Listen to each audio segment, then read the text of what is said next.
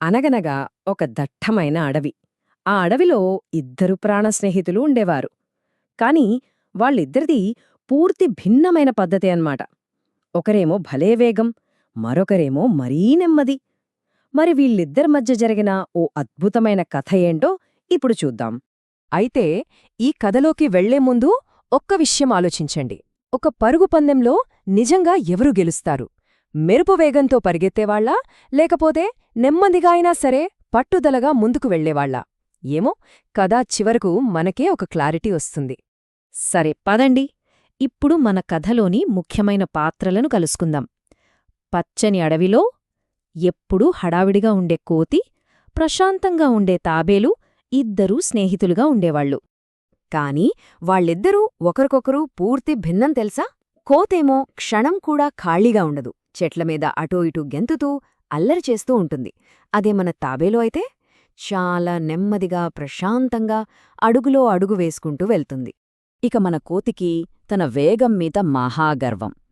అందుకే పాపం తాబేలును చూడగానే అయ్యో పాపం, ఎంత నెమ్మదిగా నడుస్తున్నావు, ఇలా నడిస్తే ఎప్పటికీ గమ్యం చేరతావు అని ఎగతాళి చేసేది.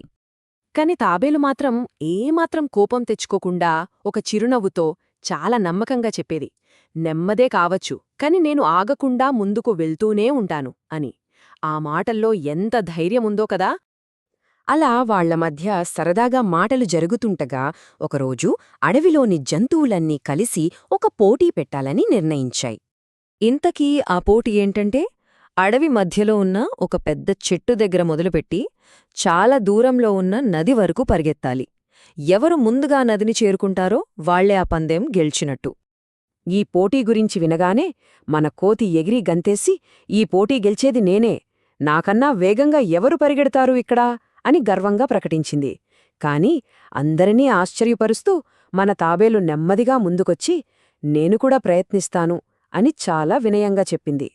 అది వినగానే అడవిలోని జంతువులన్నీ ఒక్కసారిగా గొల్లున నవ్వాయి. నువ్వా, కోతితోనా నీ పోటీ, తమాషా చేస్తున్నావా అని హేళన చేశాయి. అయినా సరే తాబేలు వాళ్ల మాటలకు భయపడలేదు. తన మీద తనకు నమ్మకంతో ఉంది. సరే ఇంకేముంది, పందెం మొదలైంది. మొదట్లో అయితే అందరూ అనుకున్నట్టే జరిగింది. పందెం స్టార్ట్ అనగానే కోతి అచ్చం మెరుపులా దూసుకెళ్ళిపోయింది. చూస్తుండగానే కనుమరుగైపోయింది. మరోవైపు మన తాబేలు తన సహజమైన శైలిలో నెమ్మదిగా అడుగులో అడుగు వేసుకుంటూ తన ప్రయాణాన్ని మొదలుపెట్టింది. కోతి కాసేపు ఆగి వెనక్కి తిరిగి చూస్తే తాబేలు ఎక్కడో దూరంగా చిన్న చుక్కలా కనిపిస్తోంది. తాబేలంత వెనకాలుండటం చూసి కోతికి నవ్వొచ్చింది. అబ్బా, ఈ పోటీ ఎంత తేలిక, నేను కొంచెంసేపు హాయిగా రెస్ట్ తీసుకున్నా నన్నెవ్వరూ అందుకోలేరు అని మనసులో అనుకుంది. అంతే, అనుకున్నదే తడవుగా ఒక పెద్ద చెట్టు నీడన ఆగింది. కొన్ని తియ్యకి పళ్ళు తిని చల్లటి గాలికి సేదతీరుతూ హాయిగా కళ్ళు మూసుకుంది. పాపం, ఆ హాయిలో దానికి తెలియకుండానే గాఢ నిద్ర పట్టేసింది. కోతి ఏమో హాయిగా నిద్రపోతోంది. మరి మన తాబేలేం చేస్తోంది? ఒక్క క్షణం కూడా ఆగలేదు. తన ప్రయాణాన్ని కొనసాగిస్తూనే ఉంది. నిజానికి తాబేలు కూడా బాగా అలసిపోయింది. దానికి కూడా ఆగాలనిపించింది.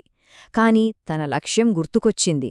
తనలో తనే ఎంత నెమ్మదిగా ఉన్నా పర్లేదు, ఆగకూడదు, ముందుకు వెళ్తూనే ఉండాలి అని ధైర్యం చెప్పుకుంటూ నడుస్తూనే ఉంది. చూడండి, తాబేలు పట్టుదల ఎంత గొప్పదో! ఉదయం నడక మొదలుపెట్టింది. మధ్యాహ్నం అయ్యేసరికి కోతి నిద్రలోకి జారుకుంటే తాబేలు మాత్రం నడుస్తూనే ఉంది. ఇక సాయంత్రం సూర్యుడు అస్తమిస్తున్న వేళకి అది తన గమ్యస్థానమైన నది దగ్గరికి చేరుకుంది. అవును, ఎవ్వరూ ఊహించలేదు. అడవిలోని జంతువులన్నీ ఆశ్చర్యంతో చూస్తుండగా నెమ్మదైన తాబేలు గెలుపు గీతను దాటింది. అందరూ చప్పట్లు కొడుతూ కేరింతలతో దాన్ని అభినందించారు. సరే, కథ ఇక్కడితో అయిపోలేదు. ఇంతకీ మన కోతి పరిస్థితి ఏమైందో తెలుసా?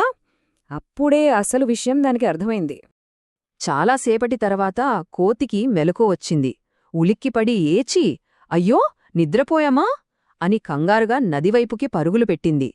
కాని అప్పటికే జరగాల్సిన నష్టం జరిగిపోయింది. పందెం ముగిసిపోయింది. గెలవలేకపోయానని బాధపడుతున్న కోతిని చూసి గెలిచానన్న గర్వం లేకుండా తాబేలు చాలా స్నేహంగా చెప్పింది. మిత్రమా, పరుగులో వేగం మాత్రమే కాదు, ఓపికగా నిలబడటం కూడా చాలా ముఖ్యం అని. చూశారు కదా, ఈ కథ మనకు చెప్పే నీతి ఏంటంటే, మనం చేసే పనిలో వేగం ముఖ్యం కాదు.